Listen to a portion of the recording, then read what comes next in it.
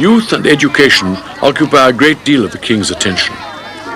He makes a point of giving every student his degree in person, and on an average, he awards 23,900 degrees a year. How important is it for you that on this graduation day it will be the King who will be giving you your certificate? It means so much to me because my family teach me and teach my brothers and my sister that we must pay respect to him. We are very proud to be near him or to get something from him, like the degree. It's very important to me because we all respect the king because he is the best king. My family and I and all the Thai citizens respect to him because he has done great beauty to this country. He means very much to us. The students have given the king some of his most difficult times in his attempt to stay out of politics. Naturally, they have been the most vocal section of the country, the quickest to clamour for change. Over the years, the king's speeches on graduation days sound cautious notes. For instance, not every established thing is rightly destroyed by violence, for what is put in its place may be worse. Real creativity can only be expressed by peaceful means. Expand your awareness, but use your knowledge for the development of the country as a whole. Not all students are happy with this.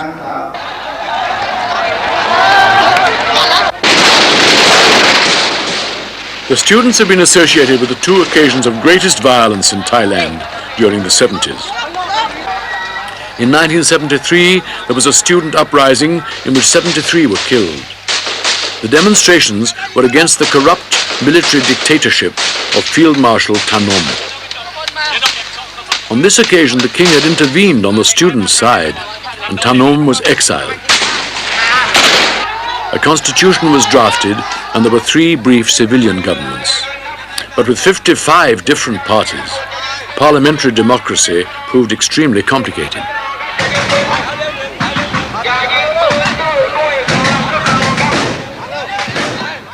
Then in October 1976 at Thammasat University, students gathered again to stage a mass protest against the return to Thailand of the ousted dictator Thanom.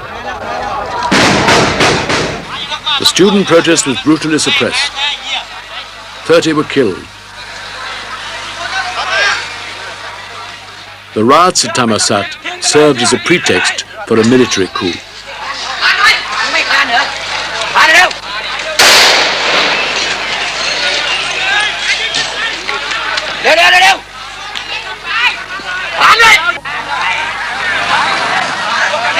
It has been suggested abroad that after the riots in October 76 at Thammasat, the royal family were themselves involved in some way in trying to help different factions come together, and that the royal family was instrumental in the changes that happened after those riots.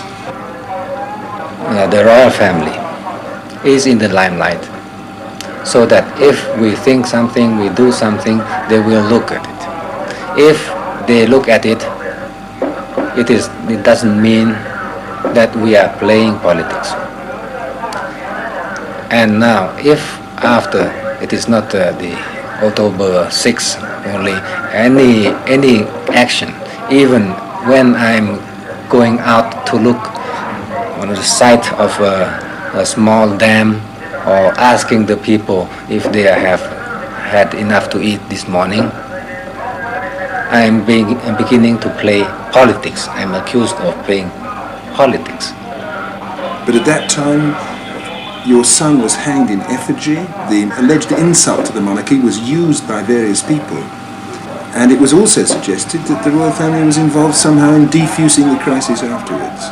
If it is alleged, or if they say that this was an attack on the royal family, it is the interpretation they give.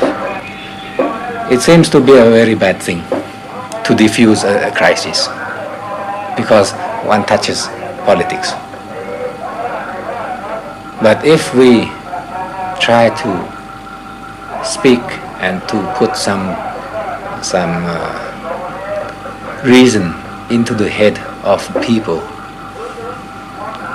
I don't think that is very so bad. And even the word diffusing the situation, I don't think that is very bad. If you don't diffuse a bomb, it will blow up.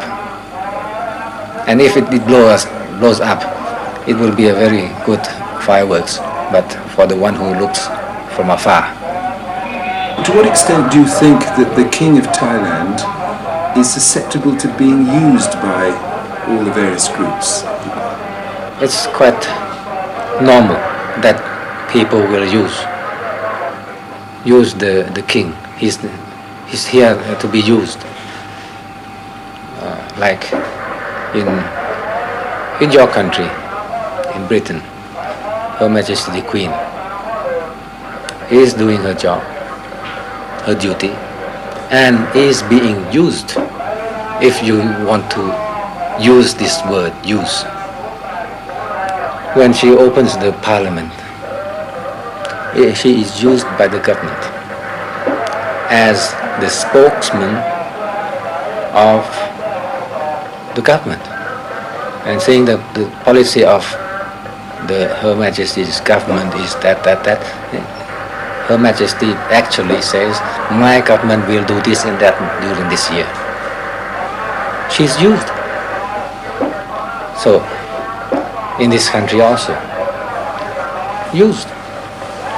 But the way of using depends on us also, that we are doing things that are good for the country, for the people, and we don't have any secret. So if things we are doing is very open, the various groups, as you say, cannot use us. Because if they use us, it will be to their detriment, it will be detrimental to them. And how do you manage to keep yourself above all the people who might want to try and gain your influence? To keep yourself apart from that? You have been in this country many days or weeks already. You have seen our work and you have filmed our work. We have had no secret for you, and you should have seen.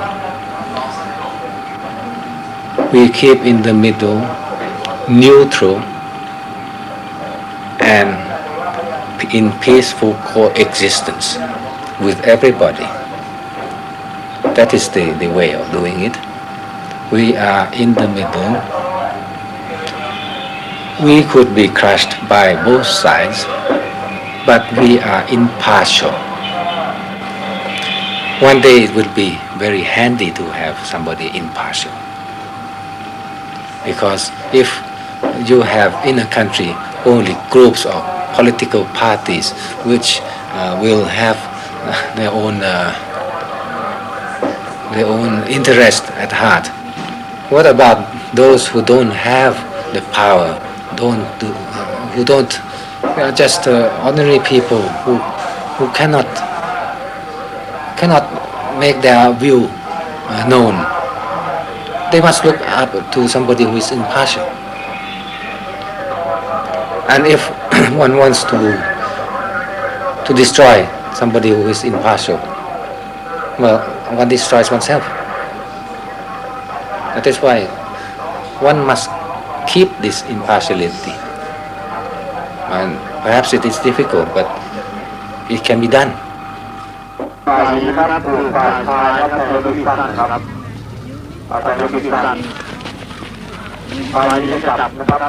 The king's attitude is that there are more important things to think about than the working of the political system. The security of the country, for example. Here at Hoop Kapong, scene of one of the king's development projects, as in other villages throughout the country, a kind of villagers' home guard has been formed in which both men and women serve. Their motto is, if you want to live in peace, you have to be prepared.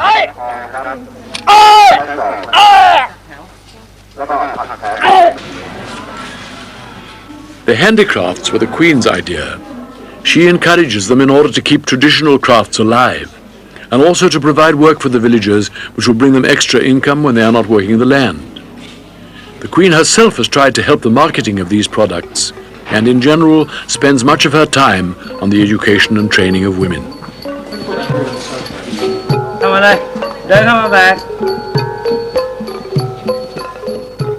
But at Hoop Kapong, the main part of the project is a farmers' cooperative. The king bought the land himself and allocated it to landless farmers. They are not allowed to sell their holding or break it up into smaller farms, but may work it in perpetuity.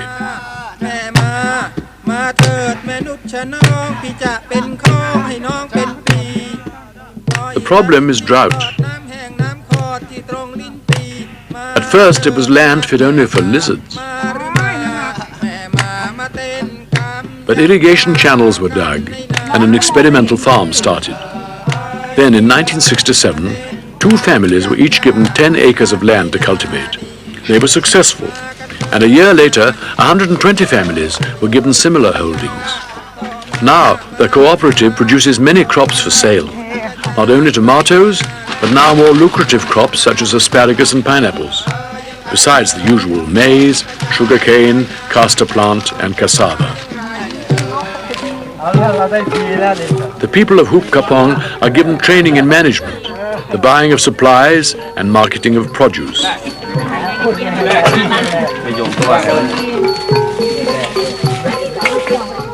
They seem happy to be working in what is obviously a thriving community. 2 ถุงละ20นะถุงละ10นะครึ่งโลอ่ะ ไม่ใช่อันนี้อร่อยดีเนี่ยถุงอะไรอันนี้กว่า